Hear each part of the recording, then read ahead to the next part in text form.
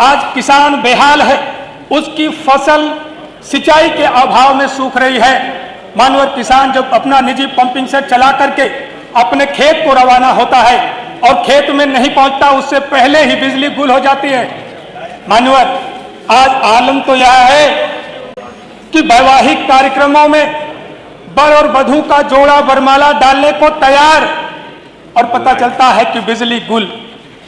महोदय, बाराती भी जाकर के भोजन का निवाला लेकर के करने को तैयार और पता चलता है कि बिजली गुल। डॉक्टर आर के जी, नियम 56 के अंतर्गत विद्युत कटौती और जर्जर विद्युत व्यवस्था जैसे अविलंबनीय लोक महत्व के विषय पर आपने बोलने का अवसर दिया, इसके लिए मैं आपका आभारी हूं। आपके दीर्घायु स्वस्थ होने की कामना करता हूं। महोदय, अघोषित विद्युत कटौती की वजह से पूरे प्रदेश में हाहाकार मचा है। जहां पर सरकार ने पहले वायदा किया था कि तहसील मुख्यालयों पर 18 घंटे, ग्रामीणांचल में 18 घंटे, तहसील मुख्यालयों पर 20 घंटे और जिला मुख्यालयों पर 24 घंटे विद्युत आपूर्ति कराने का काम करेंगे। महोदय, आज इस बात को बताते हुए, इस सदन में रखते हुए बहुत दुख हो रहा है कि ग्रामीणांचल में 6 घंटे से लेकर के 8 घंटे तक विद्युत की आपूर्ति हो रही है।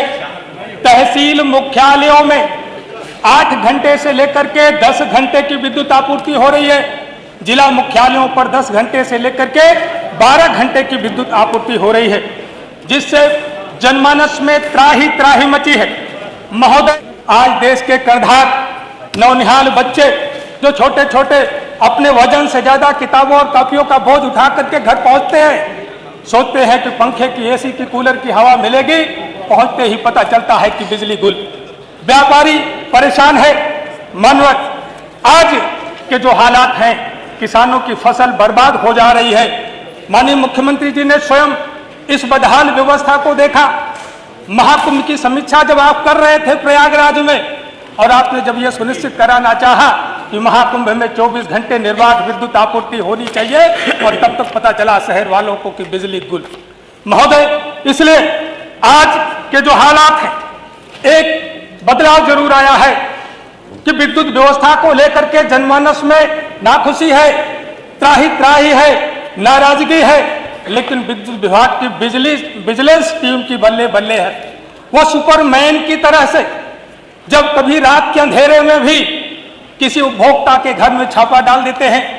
घरों में जब पुरुष नहीं होता, महिलाएं और बच्चे ही अकेले घर में होते हैं, उस वक्त भी विजिलेंस की टीम छापा डाल करके उनका उत्पीड़न करने का काम करती है। दिन भर में अगर 100 उपभोक्ताओं को विद्युत चोरी के मामले में थाने ले जाया जाता है तो 80% लोगों से वसूली करके उनको वापस भेज दिया जाता है, और 20% लोगों पर जो वसूली नहीं दे पाते उन पर FIR दर्ज कराने का काम किया जाता है। मानव, इसलिए आज जो सरकार ये प्रचार करने का काम करती है कि हम 18 घंटे, 20 घंटे, 24 घंटे बिजली मुहैया कराने का काम कर रहे हैं, आज ये समझ में नहीं आता कि उनका आंकड़ा कहां से आता है, उनका डाटा कहां से आता है। इस विद्युत कटौती से जनमानस में इतने बड़े पैमाने पर नुकसान हो रहा है।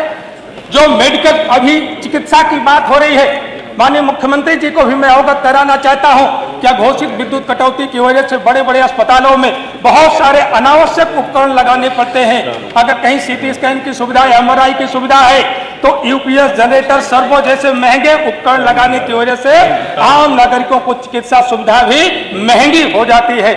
मानवर, इसलिए मैं आपके माध्यम से मैं कहना चाहता हूं कि बस आप उपभोक्ता परेशान है। स्मार्ट मीटर की रीडिंग बहुत फास्ट चल रही है, स्मार्ट मीटर की रीडिंग बहुत फास्ट चल रही है। मैं एक नजीर देना चाहूंगा, जनपद प्रयागराज के महुआइमा के बटहा ग्राम पंचायत में विजिलेंस टीम ने एक बस्ती से 27 लोगों के खिलाफ FIR करने का काम किया था, और बाद में कुछ लोगों को बुला करके वसूली करके मामले को खत्म करने का काम किया। जिस उपभोक्ता के पास केवल 1 कमरे का घर है, उस उपभोक्ता पे 3 साल का बिल 3,50,000 रुपए देने का कार्य किया था। माननीय, इसलिए सरकार से मैं आग्रह करना चाहूंगा कि जो भी उपभोक्ता स्मार्ट मीटर या मीटर लगवाते हैं, कम से कम उनको ये सुविधा वर्मा जी। मिलनी चाहिए कि अपने मीटर की रीडिंग कैसी अब है उसका परीक्षा कराने की एक पारदर्शी व्यवस्था का लाभ वो उठा सके। मान्यवर, आज जो सरकार के पास आंकड़ा आता है, अगर वो आंकड़ा ऑनलाइन आएगा, माननीय अध्यक्षता महोदय, केवल 1 मिनट में अपनी बात को मैं खत्म करूंगा, केवल 1 मिनट में। आज जो सरकार के पास जो आंकड़ा आता है उसके लिए जितने भी इक्विपमेंट्स लगे हैं, जिसके जरिए सरकारी तंत्र अनुश्रवण करने का काम करता है, डाटा इकट्ठा करने का काम करता है, जो मॉडेम के रूप में या डिवाइस के रूप में ऊपर लगे हैं, शहरों के 80% उपकरण खराब है और ग्रामीणों में 100% वो उपकरण खराब है। तो ये समझ में नहीं आता कि विद्युत आपूर्ति का आंकड़ा सरकार के पास कहां से आता है। मानो इसलिए मैं आप सब लोगों से कहना चाहता हूं कि ये जो मैनिपुलेटेड रिपोर्ट भेजी जाती है, आंकड़ा भेजा जाता है, आज उसका परीक्षण कराने की जरूरत है, जिससे आम नागरिकों को हम विद्युत आपूर्ति कराने का वर्मा जी, काम अब कर इसको सकें। समाप्त महोदय, बस एक केवल सेकंड में, जो लोकल फॉल्ट से आज परेशान है लोग, जो केबिलें लगी है उसका लेवल बहुत खराब है, जो केबल बदली जा रही है उसका लेवल बहुत खराब है। 6 महीने पहले केबल लगी थी और वो केबल 6 अब महीने आपने में अपनी बात कह दी है। ट्रांसफार्मर ओवरलोडेड है, कृपया करके हीटर ओवरलोडेड है, उनका डिस्ट्रीब्यूशन ठीक नहीं है। माननीय, अगर अब आप अपनी बात खत्म करें। उस पर फोकस कमाल अख्तर जी। हीटर को ठीक कराने का काम किया जाएगा अगले। और ओवरलोडेड ट्रांसफार्मर की क्षमता वृद्धि या सेकंड पॉइंट कराने का काम किया जाएगा, तो अब किसानों को अब कृपया बैठ जाएं। को सुविधाएं मुहैया हो सकेंगी। धन्यवाद। मैं चाहूंगा कि इस पर पूरे 1 घंटे की चर्चा करा ले, सत्ता पक्ष से और विपक्ष से, दोनों तरफ से बातें आ जाए, सबके क्षेत्रों की बातें भी आ जाए कि आज ग्रामीणांचल में तहसील मुख्यालयों पर और जिला मुख्यालयों पर वर्मा जी। कितने घंटे विद्युत आपूर्ति हो रही